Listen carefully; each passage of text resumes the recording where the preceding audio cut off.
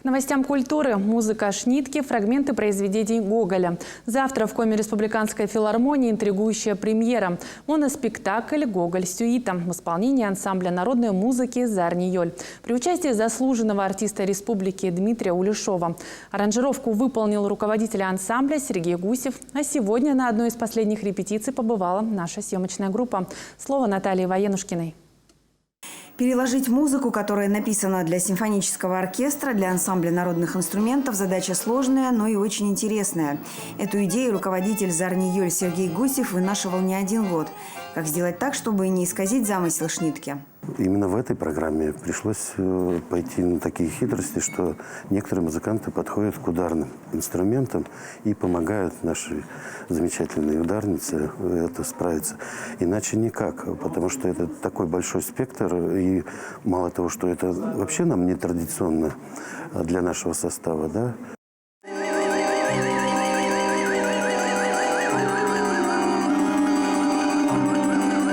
К привычному составу инструментов прибавились вибрафон, колокола, туба и литавры.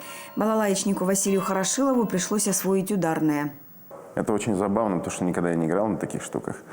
Ну, я знаю, что такое колокола, конечно же, и литавры, но не доводилось играть на концертах, это точно.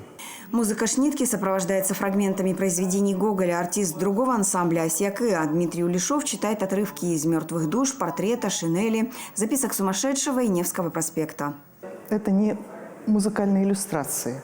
Привычно то, что к литературному произведению подбирают музыку. В данном случае все было совершенно наоборот.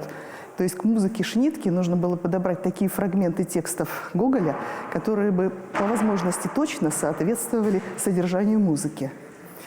Поскольку сюита небольшое произведение, состоящее из небольших фрагментов, то подобрать, чтобы точно соответствовало, мне было непросто. Постановщики моноспектакля предупреждают, завтра зрители увидят Гоголь-сюиту не такой, какую знают любители музыки. В новой аранжировке изменен финал, и произведение звучит оптимистично, а не трагично, как в оригинале. Наталья Военушкина, Юрий Никифоров, Вести Коми.